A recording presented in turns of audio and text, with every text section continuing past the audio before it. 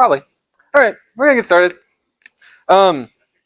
This is meant to take an hour, though I can't really tell you how long it'll take. We do have the room until 12:30, and we will just go. You guys can leave whenever you want, frankly. But so the first apologetic class, and our goal is to strengthen your confidence in the truth of Christianity, and to equip you to defend your faith with gentleness and respect. Do any of you have a Bible on you? Can one of you pull up 1 Peter 3:15?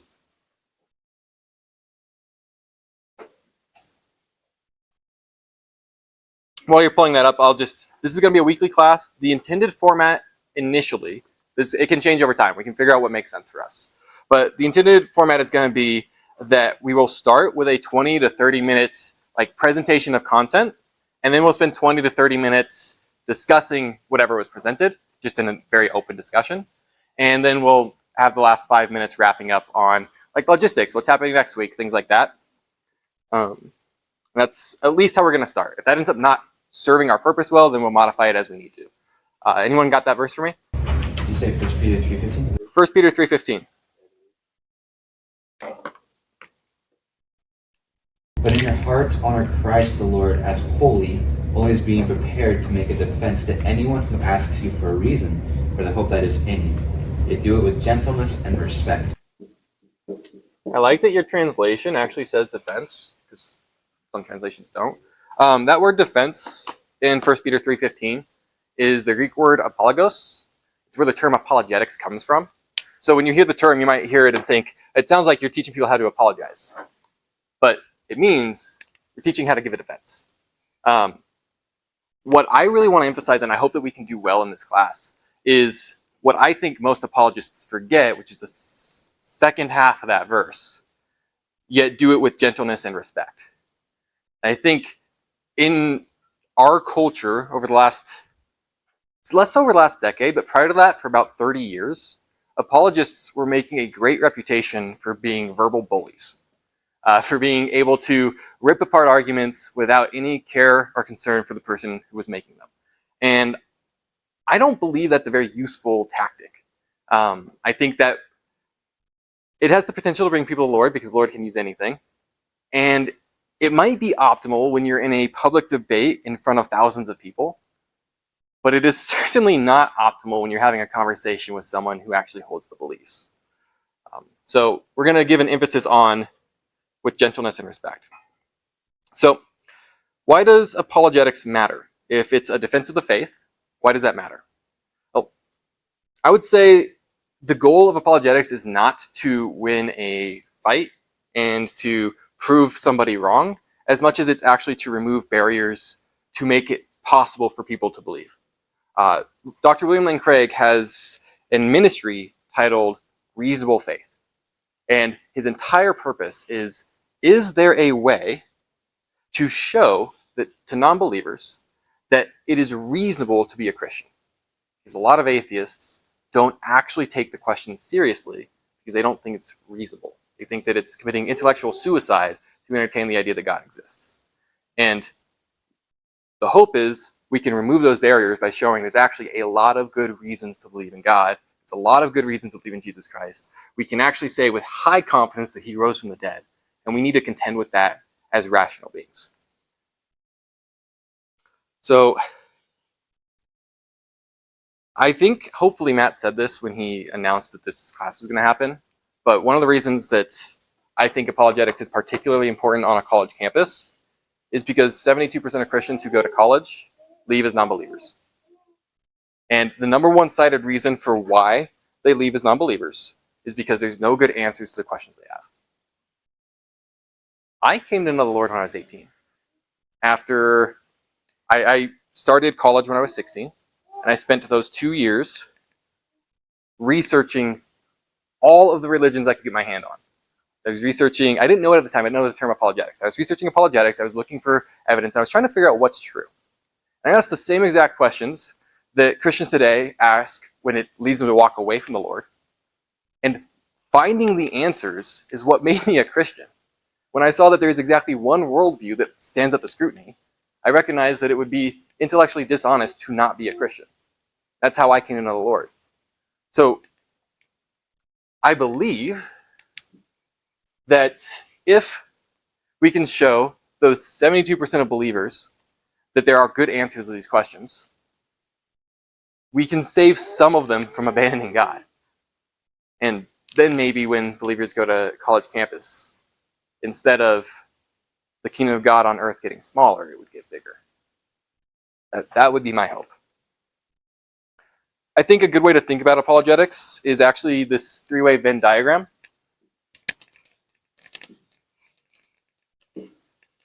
One of the bubbles is faith. I want to make sure I write them the way that I had them in my notes. Reason and evangelism. And apologetics is the intersection of those three fields. A lot of people think that when we talk about the concept of faith, that we're talking about something to the effect of blind faith. Faith is believing things that you have no evidences for. That's never been the perspective that the early church fathers or that Christians through history have had on what the word faith means. We have always contended that the word faith means belief in the things that you have good reason to believe but cannot prove.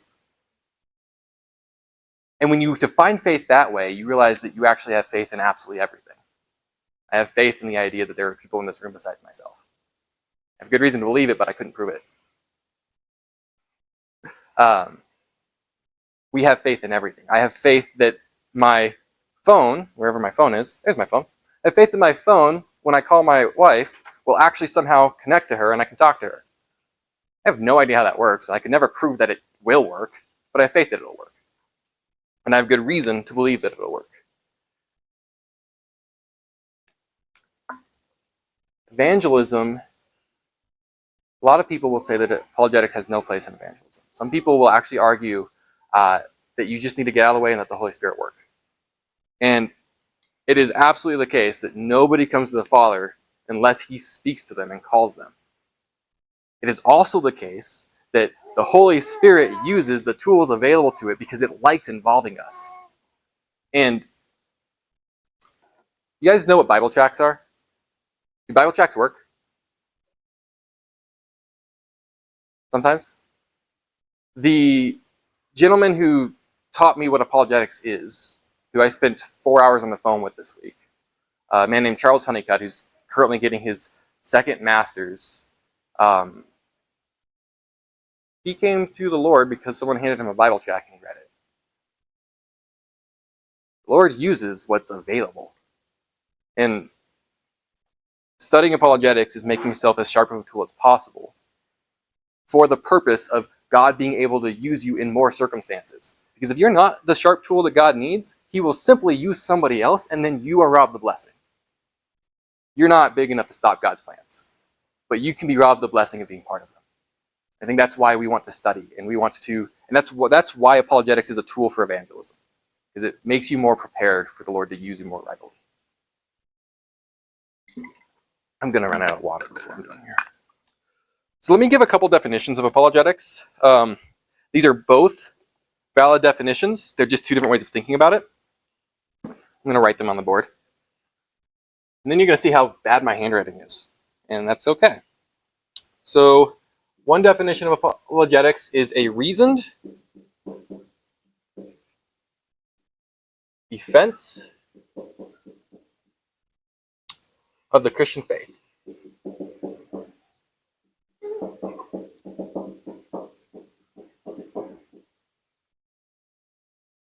That's the act of apologetics. Apologetics is also a field of study. You can get a PhD in apologetics. So the field of study of apologetics is the historical, scientific, and logical evidences for the Christian faith. Now, depending on which apologist you ask, you will find a lot of modifications of this definition. Some apologists will argue that the study of apologetics needs to have in the definition the study of the historical, scientific, and logical evidences. Some will say a lot stronger claim than what I wrote here, and that apologetics is the study of the historical, scientific, and logical evidences that prove Christianity. I don't think we can say prove. If we're being honest, we can't actually say prove. I think what you can say is it's the study of the historical, scientific, and logical evidences that make it unreasonable not to be a Christian. I think we can actually justifiably say that. But this is like when someone's on trial, we don't prove that they committed the crime, we show without reasonable doubt. I think we can remove all reasonable doubt. And I think you'll find often when you're talking with non-believers that you have removed all reasonable doubt, and then they are still in denial. At that point, I think we've done what we can do as apologists, and we might want to be more of evangelists and speak to their heart, and we certainly will want to pray more for them. But if we can remove all of the logical barriers, we can put them in a position where they at least somewhere in their heart of hearts know they're not being honest. And that, at least for me, was a very helpful step in becoming a Christian. There's one other thing we're going to be studying, though. Okay. I guess this is worth saying because it's technically sound and important because this is a class on apologetics. Traditionally, when you study apologetics, there are three primary branches of apologetics that you can study. There's what's known as classical apologetics, which is using reasoning, like philosophy. There is evidential apologetics. This is focused on really historical evidences. This would be when you're talking about, did Jesus rise from the dead? You're talking about, is the Bible reliable? You're talking about, were there actually prophecies? Were they actually fulfilled? That's historical questions, and that's evidential apologetics. And then there's presuppositional apologetics. And presuppositional apologetics is exposing the logic of worldviews themselves. So, does the atheist worldview hold? Can you actually logically be an atheist? And this is independent of all of the data of science and history. Simply, do the claims you make work together? And those are the three primary fields of apologetics. In this class, we're not going to be distinguishing between them. We're just going to be working through them. Some of the arguments we use are very specifically one field of apologetics, and some of them are very clearly a blending of these different studies. The other thing we're going to hopefully, and I haven't figured out exactly how to do this yet, just to be candid, we're going to hopefully have a very strong emphasis in this class on the field of rhetoric. Rhetoric is one of the three subjects that the Greeks thought was the core of education. And we took our educational model from the Greeks. And actually, when we first institutionalized formal education, Harvard and Princeton had the same three core subjects: rhetoric, grammar, and logic were their three core subjects. Do you remember what grammar means? To signify and then signifying the word and the meaning. Yeah. So they didn't mean the same thing we mean by the word grammar. What they meant by grammar was the study of the meaning of words. So, those were their three core subjects. And when you think of it that way, they wanted us to learn logic, which is how to think. They wanted us to learn grammar, which is how words work. They wanted us to learn rhetoric. And rhetoric, in modern times, is often defined as the art of persuasion, but that isn't how Greeks thought about it. They thought about it as the art of communication. So the Greeks' core curriculum was effectively how to be a free thinker and use that in society. And when Harvard and Princeton were institutionalized, they had those same three core subjects. And about 150 years ago, they removed them. We no longer teach rhetoric. The reason that I want to put an emphasis on it is because it's the second half of 1 Peter 3:15, that with gentleness and respect part. If we're just being verbal and intellectual bullies, the Lord can use what the Lord uses. Your odds of converting somebody to Christianity go down dramatically. But also, and I think this is much more important, you're not being a reflection of Christ. You aren't behaving the way you're called to behave. And I think that makes studying rhetoric important. And one thing that happens whenever people study apologetics, it's similar to like when you study intro to psych, you think you know everything about how humans think. And when you first start studying apologetics, there's this natural tendency to think that you know all the answers, and it becomes actually hard to be a good conversation partner. And that's why I think we want to emphasize that skill while we're studying the material, so that you don't have a journey more like mine of spending like from the age of 18 to like 25 just being a verbal bully and winning every argument you ever had, but seeing very, very little fruit. Hopefully, you can be a much more effective tool for the Lord than that. So, where is my note on the definition of rhetoric? Because that's where I'm at in my notes. I will write this down because it's helpful just as an expectation frame. A rhetoric is often referred to as the art of persuasion. The art of persuasion. I misspelled that, didn't I? I can't spell, by the way. If you don't know that about me, you do now. I don't know why I did that. That was weird. Rhetoric has 3 subcategories. And those subcategories are ethos, pathos, that's an S, and logos. Logos is logic, which, didn't I say that the Greeks had logic as one of their core subjects? But then it's one of the core parts of another one of their core subjects. They cared a lot about logic. It's actually just the case that they had logic as its own field of study and logic as an integral part of rhetoric. So they studied it in 2 different lenses. Ethos is character. For instance, as I've been up here talking, if you've decided that I'm someone worth listening to, then I have succeeded at using rhetoric in the field of ethos.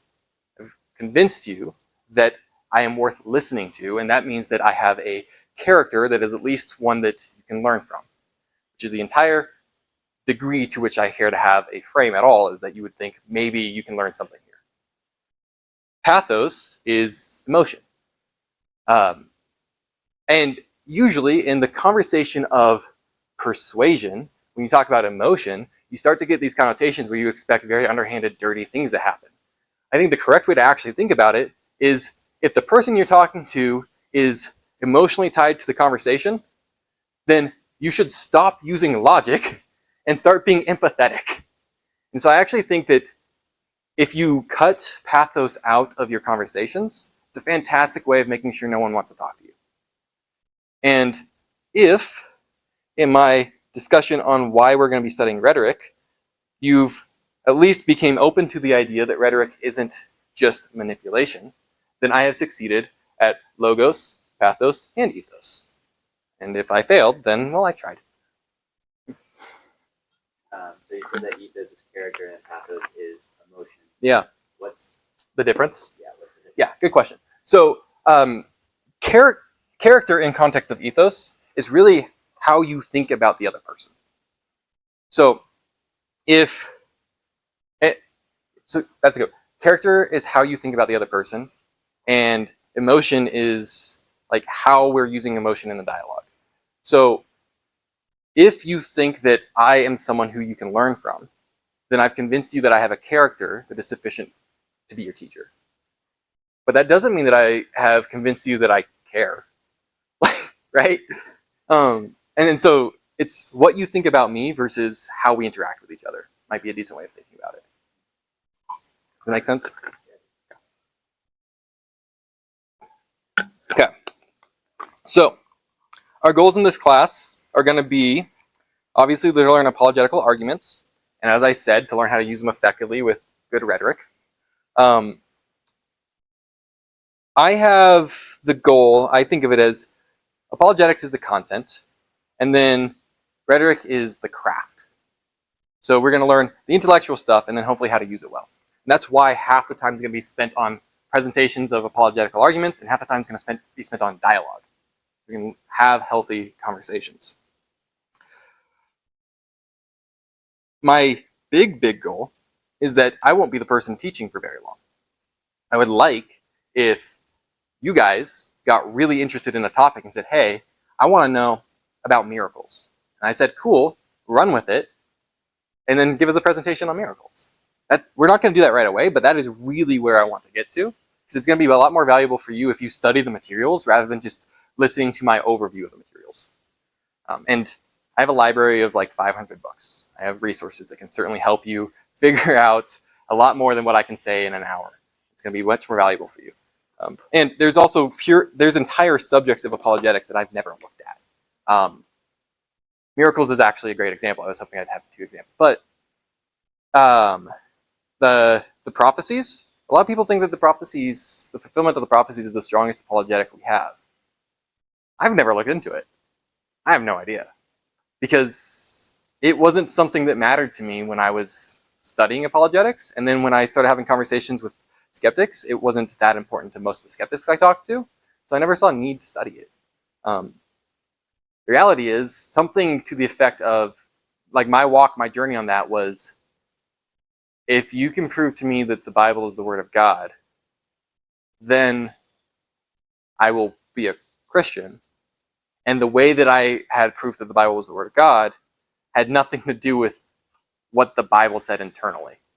And so the fact that it had prophecies wasn't like, good for it. Lots of religions have prophecies, right? I just didn't care. I didn't look at it. That being said, Jesus Christ fulfilled like 315 prophecies or something crazy.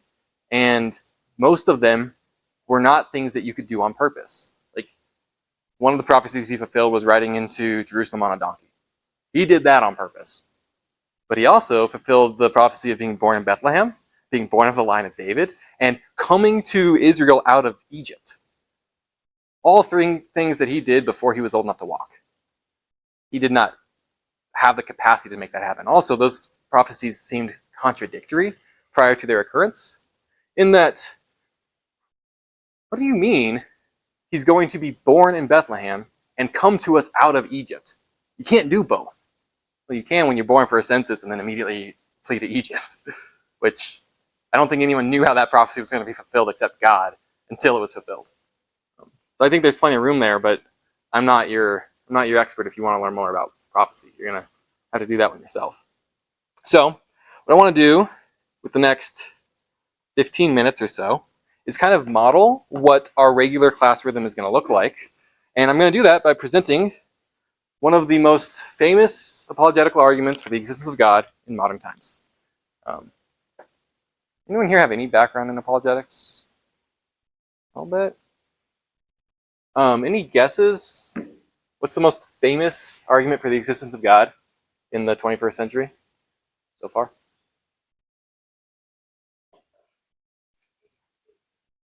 Say again? I think what you're referring to is probably the arguments on how we can trust that the disciples were being honest. I wouldn't call that an argument for the existence of God, but for the resurrection. I mean, if Jesus Christ rose from the dead, that's pretty crazy. But that don't mean he was God. That means miracles happen, right? Like, yeah. Say more.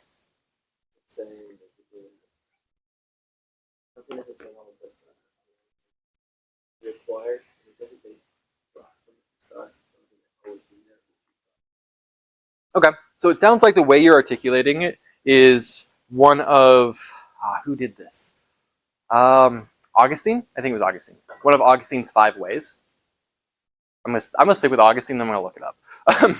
But he presented, whoever it was, presented five arguments for the existence of God. They were all pretty similar. One of them was the uncaused cause. One of them was the unmoved mover. And that sounds to be the way you're articulating it. I don't think those are actually very popular arguments anymore. I think they're still valid ones, but they've fallen out of popularity with our culture. The reason I said say more is because you are hinting at something that's part of the argument. So, what I think, if you were to Google what is the most popular argument for the existence of God in modern times, I think the little AI response would tell you that's most likely the Kalam cosmological argument. That's where I'm putting my money. The Kalam Cosmological argument. By the way, argument's another example of where we don't use language properly in our country. A lot of people hear the word argument and they think what is actually meant by the word fight. Argument is a presentation of information meant to persuade, which is very different than the way we think of the word argument. So every discussion we have in apologetics is probably going to be talking about the arguments for the existence of God. You might have noticed too, just to be particular about wording, you might have noticed earlier when I said the term evidences, you might think, man, that's a weird way that he says that word wrong, because evidence is already the plural of evidence. Evidence is the plural of evidence as long as you're talking about the same kind of evidence. This is actually, the plural for fish is fish, but if you're talking about multiple species, then it's fishes. In the same way, if you're talking about multiple types of evidence, then it's evidences. So if all the evidence I'm discussing is historical, then the plural is evidence. We have a lot of evidence. But if I'm talking about historical, scientific, and logical all at once, it's evidences. Neither here nor there, but you know. And I don't claim to be a linguist, but I learned that one somewhere. Give me my notes back. Okay, so the Kalam cosmological argument, I'm going to nerd out about it for a minute before I actually present it. The word Kalam is, I believe it's Hebrew. Regardless, it's actually giving homage to the person who developed it, who was actually an Islamic scholar. So the Kalam cosmological argument was not developed by Christians. It was developed by Muslims. Cosmological is a classification of arguments. So you can't just say the cosmological argument because there's a lot of cosmological arguments. Cosmological arguments are arguments that are surrounding the creation of the universe.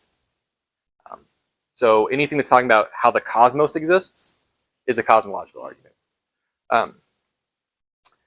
Dr. William Lane Craig in, I think it was 1979, might have been 74, wrote a book called the Kalam Cosmological Argument that was also his PhD dissertation, his doctoral dissertation for one of his 2 doctorates, where he popularized this argument because it was first discovered in the 1200s and then basically disappeared and nobody knew it existed. And then Craig just found it, he named it to give homage to the founder. He constructed it, he formalized it into proper logic, and then he spent the last 46 years defending it. And what's happened over the last 46 years is we've found that the best atheistic arguments against this argument completely fail. There is not a good rebuttal to it. To such a degree where, for the most part, the entire academic atheistic community stopped trying to respond to it. It's not entirely true, but it is, for the most part, an argument that atheists have given up on refuting. You'll find popularizers refuting it, but there's no real scholarly work trying to disprove it anymore. It's because it's really, really strong. And I actually have the book from the original construction. I have the Kalam Cosmological Argument. I met Dr. Craig a couple years ago and I got him to sign it. It's kind of cool. And when I got him to sign it, I didn't know this, but he looked at it, he was like, oh, whoa, you have the green one. I was like, what are you talking about? He's like, well, that was the first edition. That's not even in print anymore. Like, oh, cool, collector's item. I didn't know that. So the argument, my point there is the argument hasn't actually changed.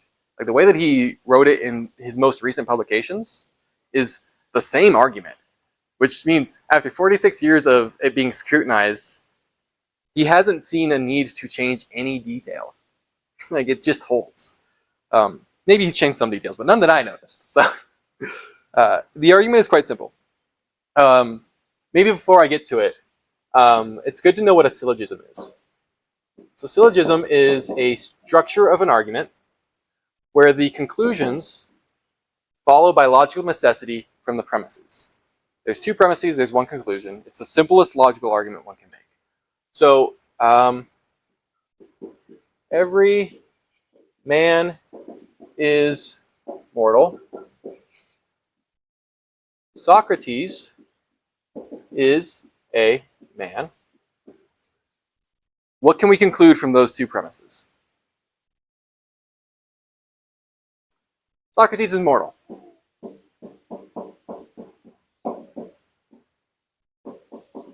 The conclusion follows by logical necessity from the premises. Does that mean the conclusion is true? Not necessarily. The conclusion is true if both the premises are true. But it does follow necessarily from these. So that makes that an if and only if. This is only true if both of these are true. So this is the structure of the Kalam cosmological argument. It's a syllogism, which makes it very easy to remember because it's got very few parts, very easy to articulate, and you can do exactly what I just did and have people just answer. Like, people can draw the conclusion on their own. So, everything that begins to exist has a cause. Premise 2 is that the universe began to exist. What is the conclusion?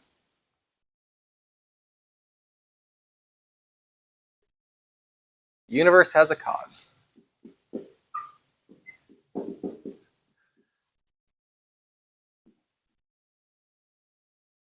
Since the conclusion follows by logical necessity, if the premises are true, the conclusion has to be.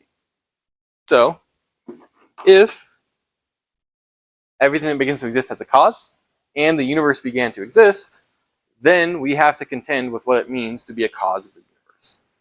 Yeah. But you said for like the conclusion doesn't mean it's necessarily true. Is that what you're saying? Like with the other example you're giving? Yeah, so sound versus valid. Okay. So the argument is sound if the conclusion follows by logical necessity, but it's only valid if the premises are true. If the premises are true, then the conclusion is true, as long as it was sound in the first place. So, to defend that the universe has a cause, we need to defend premise 1 and premise 2. Okay? That's what I'm going to do now. I'm going to defend the premises.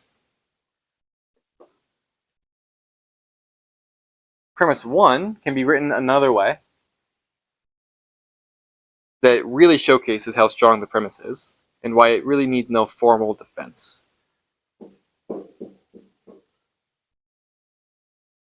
Whenever I start writing Latin, I want to make sure I get my spelling right because I can't even do English.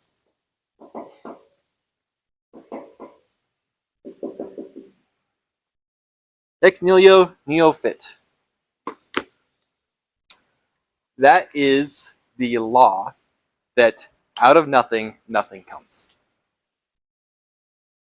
Anyone know of any counterexamples? I'm trying. Okay. So in the field of quantum mechanics, which most people doesn't know what is it, zeros I would consider nothing, therefore, and also simultaneously ones. I don't know. So, I have in my notes here, ex nihilo nihil fit. Anyone have any counterexamples? Quantum field. A quantum field is not nothing. And that's the exact critique that's been given to the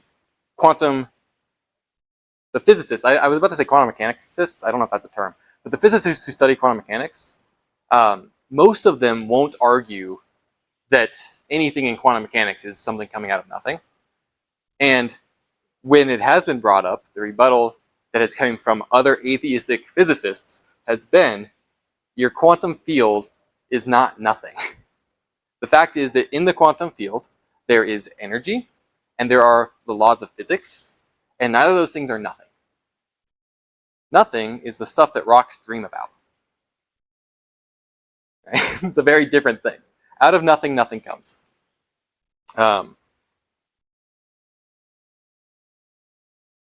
One of the best arguments we have for this, because again, we don't actually need to show that the premises are like provably true. We need to show that they are more reasonably true than not. So, ex nihilo nihil fit. Well, if that wasn't true, then why don't we just see random things come into existence? Why wouldn't it be normal to expect a unicorn to pop up in front of me, or to get home and find a tire and iron in your bed, or to have a pineapple pizza just show up when you're hungry. In fact, if things just popped into existence out of nothing, life would be chaotic. Our experience tells us that things don't come into existence out of nothing. Some people have in the past tried to argue that the universe is somehow a special case, that the universe is unique. And that is the logical fallacy of special pleading by definition. To claim that something is unique without a substantive reason for it to be unique. And so, well, what if the universe is a special case? Okay, well, is a marble a special case? No. Okay, what if you make the marble bigger? Is a golf ball a special case? No. Okay, is a tennis ball a special case? No. Is a planet? No. Okay, so size, and since the universe is made up of the same components as what's in the universe, size doesn't really seem to be a factor that justifies a special case. And if someone wants to defend that it is a special case, then the burden of proof is on them to explain why it's a special case. And without that reasoning, it's just the logical fallacy of special pleading. Right now, and for all of human history, all of our evidence tells us that nothing can come out of nothing. So you can't get something from nothing. So everything that begins to exist has to have a cause. Oddly enough, when Dr. Craig first presented the Kalam cosmological argument, one thing that has changed, I'll retract what I said earlier, one thing that has changed is that in his writing, he didn't say much to defend premise one. The reason he didn't say much to defend premise one is because it's a silly thing to argue with. So he said a lot to defend premise two. And then, in his later work, he said a lot more to defend premise one because he has had the experience of premise two being so well defended that his atheistic interlocutors gave up on trying to refute premise two and started attacking premise one. But that happened because they couldn't defend why premise two isn't true. And that was for the first 20 years where the fight was. It was in premise two. So the universe began to exist. Okay. Historically, for a very, very long time, the only way to make such a claim was on pure logic. First, to understand what it means to be the universe. And so it's good to know what the universe is made up out of.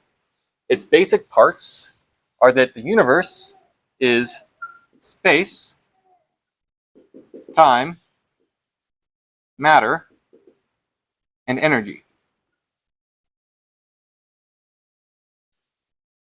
Right now, cosmology is becoming more and more convinced that those are the four main components of the universe. And if the universe never began to exist, but just always was, then that means that we would have already passed through an infinite amount of time. But we pass through time 1 second at a time. If you go 1 second at a time, how long will it take you to get to infinity? Never? Right. But if the universe is past eternal, then we're claiming we already got to infinity. Because we had to go through an infinite amount of time to get to this moment. And it makes no logical sense to say that time is past eternal. That was the only argument that we would have had to defend this premise for a very long time. And by that I mean all of human history until the 1920s. Today, we have an embarrassment of riches to defend this premise. So, 1920, Edwin Powell Hubble observed something called redshift. And redshift was the observation that when he looked at galaxies, he saw a light shift that was directional. And he saw that he could observe this in every single galaxy. Then he also observed that the galaxies that were further away had a longer trail. And what that means is that galaxies are moving away from us, and the ones that are further away are moving away faster. And from that, he developed what's now known as Hubble's law and Hubble's constant. He proved that the universe is expanding. So if anyone ever tells you that the universe is not expanding, it's literally a mathematical proof. It was done in 1920-ish. He found redshift in 1920. It was proven just after that. And it's only 6 pages. You can just read it. Like it's not, and it's also it's not incredibly difficult mathematics. Like the math in it is probably the equivalent of like pre-calculus. So like it's very accessible. You can just read the proof. This led to a very interesting thought experiment of, well, if we can see the lines, we can see the directions where all the universes are going, we can see how fast they're moving, and we reverse engineer it and see where they started. We just do the math backwards. And when that math was done, what was found was that every universe in the galaxy, or at least every galaxy in the universe, at least the observable universe, actually converges at a single point. And this was the first time that the speculation of the Big Bang Theory was developed. And the math suggested that that point would have been about 12 to 19 billion years ago. Pretty wide range, but that was what the math was able to do. You could argue that's not really appropriate math to do. You can't like just assume consistency throughout past, and that maybe that's extrapolating the data. And I'd say fair enough. That was actually the first critique given to the Big Bang Theory. Good to know, by the way, that in the 1940s, the Big Bang Theory was developed by a guy named Alexander Friedman, and a guy named George Lamentaire. And George Lamentaire was a Jesuit priest. The Big Bang Theory is Christian. It's Christian in origin, it's Christian in purpose. When Christians argue against the Big Bang Theory, they're arguing against the last nail in the coffin of atheism. Like, it is, as long as it's true, the knockdown proof that the universe has a cause, and that we have to contend with that. And prior to that, prior to the 1940s, for all of human history, atheists were able to defend that the universe was past eternal and there was no need for God. And then in 1940, we said, no, actually, there's good reason to believe that's not true. 1948, Ralph Alfrin predicted something called cosmic microwave background radiation. This was, if the Big Bang was true, the evidence we would have of it. That is that an explosion of that magnitude would be hot. And that heat would be measurable throughout the entire universe. Well, when he predicted it, he didn't really expect that we'd ever be able to find it. He didn't think we'd ever have the instruments that could find it. We found it in his lifetime. In 1965, cosmic microwave background radiation was discovered. The universe is not cold. The universe is hot. As in, the temperature in dead space, if you're not in light of a star, is not absolute zero. It's 2.75 degrees Kelvin. Or 2.75 degrees above absolute zero. Well, if there's cosmic microwave background radiation, and it's the result of the Big Bang, then we could use that to figure out how long ago the Big Bang occurred. That was the first number that gave us 13.7 billion years ago. It's when the Big Bang would have happened. So now we're getting really strong proof, but the knockdown came in 2003. 2003, Arvid Borde, Alan Guth, and Alexander Vilenkin wrote a paper called Inflammatory Spacetimes Are Not Past Complete. This is now known as the Borde-Guth-Vilenkin theorem.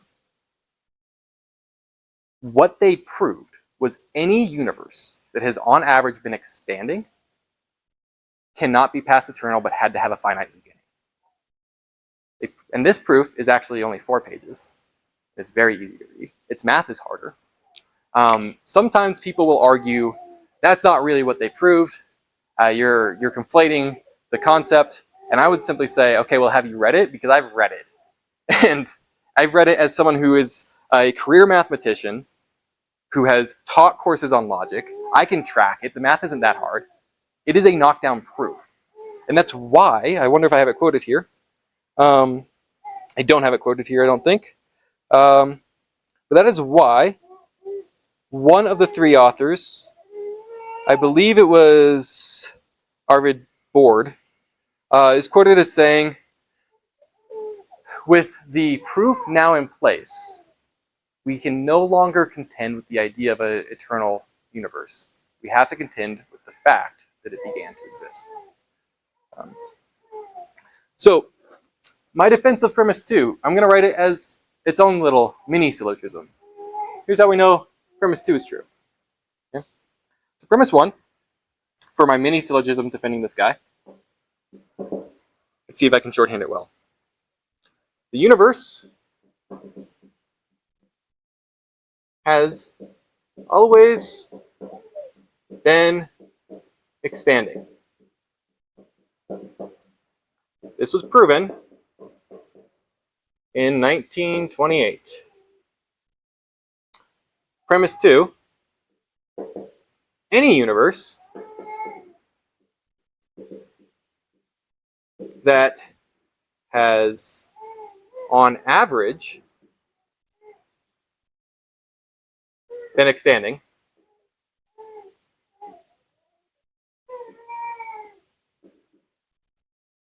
has a beginning. This was proven in 2003.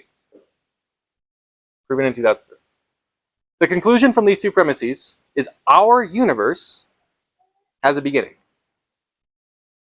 It's a 10-page proof when you put the two together. The work's been done. This is why atheists started trying to argue against this one. Because it's simply a known fact. We know that the universe began to exist, and we have a really good idea when it began to exist. Okay. So, anything that begins to exist has a cause. The universe began to exist, therefore the universe has a cause. So now we need to contend with, what does it mean to be a cause of the universe?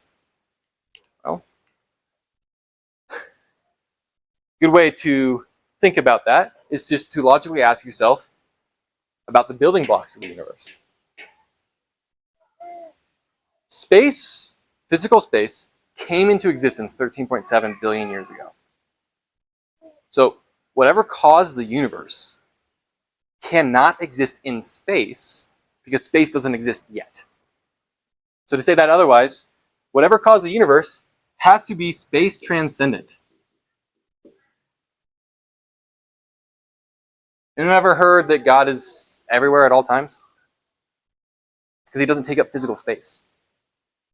Because whatever caused the universe can't take up physical space. Okay. What about time? Time began to exist 13.7 billion years ago. So prior to that, time didn't exist. So whatever caused the universe must be timeless. What about matter? Physical substance began to exist 13.7 billion years ago. So whatever caused the universe to exist must be immaterial. You ever have somebody tell you that they've never seen the old guy in the clouds? How could you? How could you see a non-material entity? Of course you haven't. Because whatever caused the universe isn't something that is made up of matter. And finally, whatever caused the universe to exist created energy.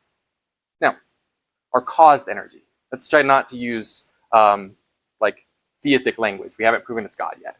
So, caused energy to exist. What do we know about something that caused energy to exist? I would argue that one thing we can know about it is that it is fundamentally powerful in a way that is more fundamental than the way we measure power. Since that's what energy is. Energy is the mechanism we use to measure power. But this thing caused energy. So that means it is fundamentally powerful, more so than we know how to articulate. More so than we have language or concepts of. Now, probably a decade ago, I shared this with a coworker of mine. They started the conversation by saying that they were raised in the church, but they weren't Christian because they'd never seen the old man in the sky. And I asked them, what if I could show you a knockdown mathematical proof that God exists? Would you be open to it? They said, yeah. So I started showing them this. And right when I got here, they asked me, why doesn't it say that in the Bible? Or did I just never get to that part? I never thought about that question before. The Lord blessed me with a fantastic in-the-moment response. He said, that's the first 10 words. In the beginning, God created the heavens and the earth. We might have discovered the Kalam cosmological argument in the 1200s, but God told us it in the very first thing that was ever written for us. unless Joe was written first. And the very first thing in his book was this truth, which is kind of cool because it means we do eventually figure stuff out, even if we are ignoring God. It just takes a long time. Now, these are all things that we know about whatever caused the universe to begin to exist. How do we know it's God? How do we get to a theistic claim? Because if you really look over those things, it's a space transcendent, it's timeless, it's immaterial, and it's immensely powerful. You don't actually get from those attributes necessary and sufficient conditions for creation. So let me give an analogy. If I want to shoot a gun, I need to make sure that I have a working gun. I need to make sure that I have working ammunition. I need to make sure that the working ammunition is properly loaded into the working gun. And if I've done all those things, does the gun fire? What's missing? I have to pull the trigger. Right. So until you have all necessary and sufficient conditions, the action doesn't take place. So everything I listed was necessary. If the gun's not working, it doesn't matter. If it's missing its firing pin, I can pull the trigger all I want. You have to have all of the conditions. So we're missing a condition. And how do I know that? Well, time is a really tricky thing. So if whatever caused the universe to exist is timeless, then how come the universe is only 13 billion years old? Why isn't the universe also timeless? Because we were missing a necessary condition. We have an entity that is space transcendent, timeless, immensely powerful, and immaterial. But that entity didn't cause the universe in eternity's past. It only caused it 13 billion years ago, because what we're missing is we can prove that it had to be choice. How do we know it had to be choice? Because nothing acted on this entity. Whatever caused the universe, nothing acted on it. Why did nothing act on it? Because two objects acting on each other require time. We don't have time yet. So nothing's acting on it. This entity is enclosed. It is, whatever it is entirely by itself. It is enclosed, and it's not interacting. It has all of these properties. Nothing's interacting with it. And suddenly, it does something. It means it came from within the entity. So it made a choice. And the kicker there is if it made a choice, that means that this thing's conscious. This thing has the ability to think.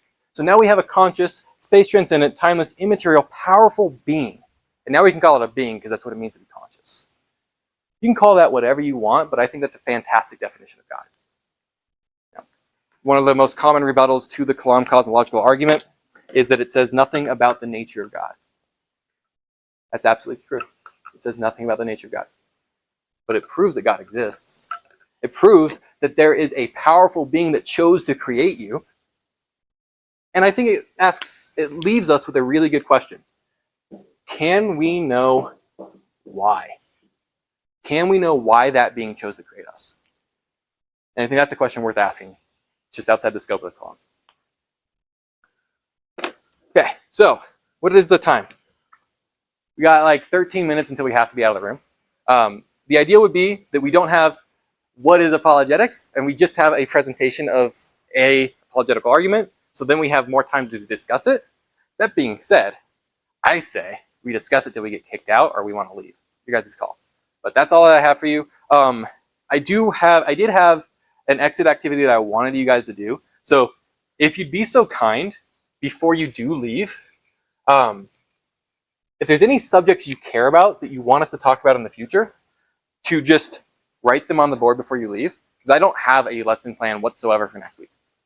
I'm basing it on what you guys care about. So I have markers here, and then we have the time we have to discuss what we talked about. I'll turn this guy off. I'm gonna leave him on, actually, unless anyone's not comfortable with their voice maybe being caught. Questions, any concerns? First time I saw this, I spent like a month trying to destroy it. I want you to clarify on the choice and conscious. Mm-hmm. I think that's like really puzzling me right now. Okay. And I just want you to, I think it'd be helpful for you to explain again. So that way, like, That's something I really remember. Yeah. How do you change a state of affairs from timelessness to time existing?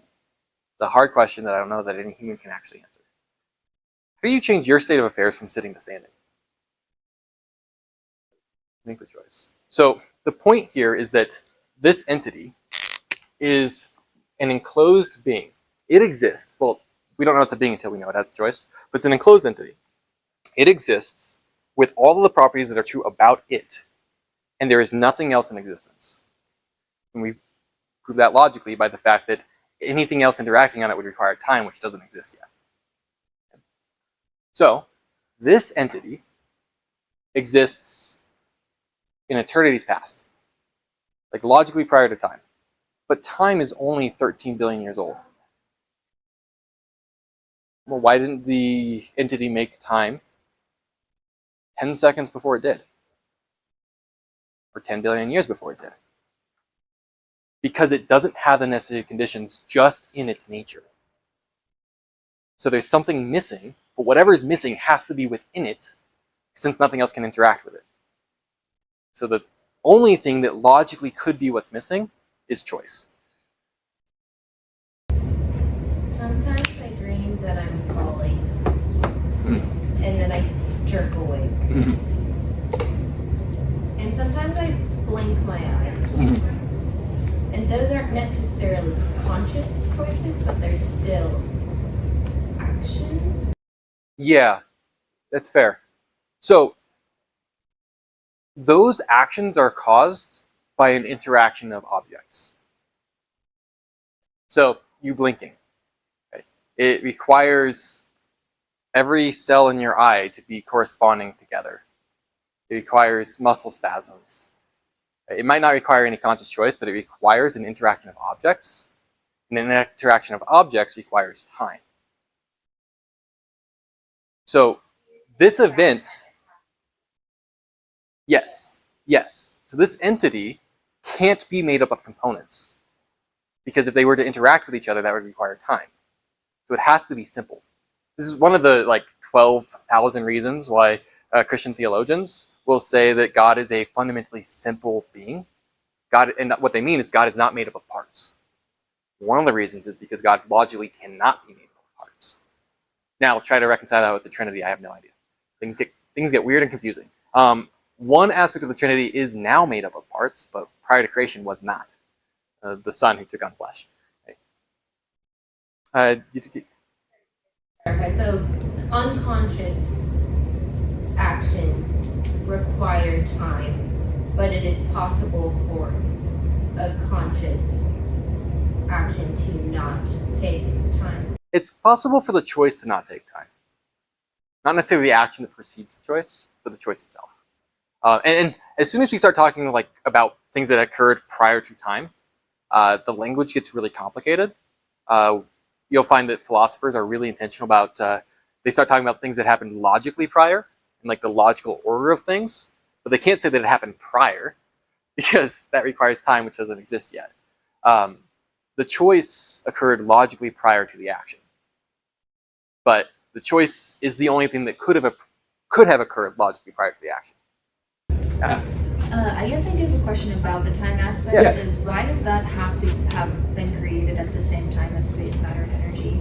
It's a good question. The shorthand answer is I don't know of any reason why it logically had to be, but our data tells us it was. So time's a tough one to define. We have, depending on the field of study, I think about a half dozen definitions of time. All of them correspond with it having started.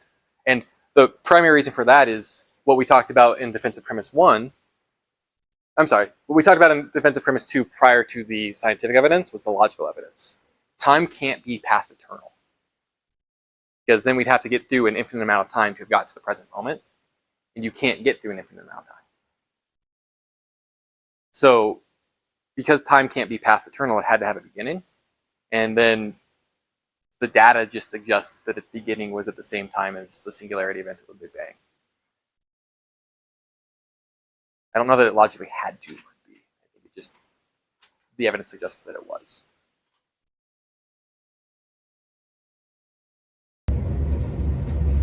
Just out of curiosity, how did that conversation end up? Yeah, actually, that's a great question. So with that person, I think if you were to have asked them explicitly and if they knew terms, when we started the conversation, they would have claimed they were an atheist. At the end of the conversation, they would have claimed they were agnostic. And I gave them the case for Christ. I said, if you recognize that God has to exist, then the next logical question is, what can you know about God? Jesus Christ claimed that he was God and that he would prove it by rising from the dead. If he rose from the dead, would you follow him? And they said, I mean, yeah, probably. I said, cool. If I give you a book, will you read it? And they said, maybe. So I gave them a copy of the Case for Christ, and that was the last time I ever saw them. So I don't know what happened after that. But I would say that it seemed as though I probably had some hand in watering the crop. I think that they moved in a healthy direction.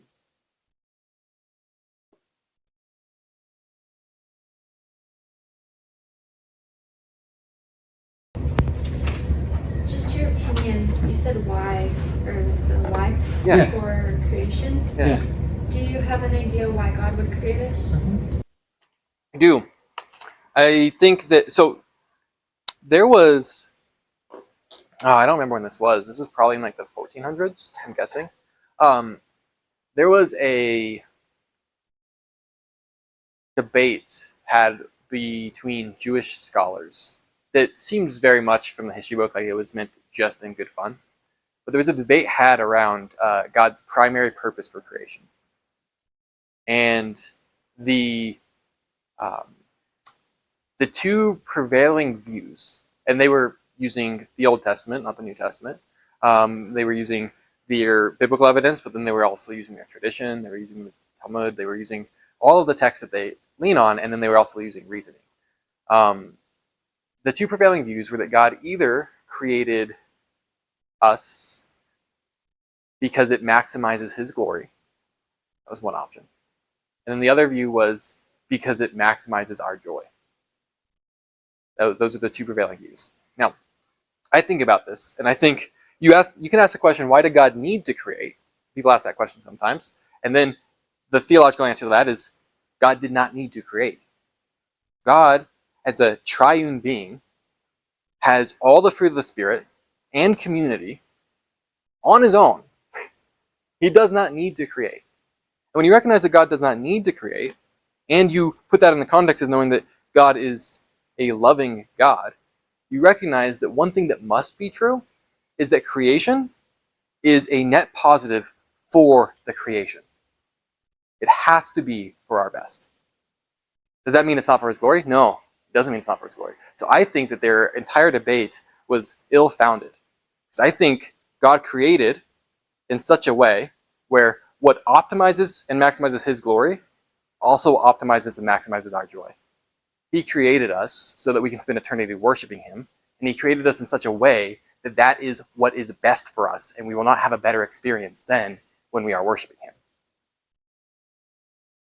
So he maximized his glory, and he did it because he loves us. He wanted us to have the joy of creation. Which is a lot better than some of the reasonable answers you could have had, which is God could have, from this argument, God could have just been a moral monster that was bored and wanted a plaything. But knowing the character of God, we get a much better answer.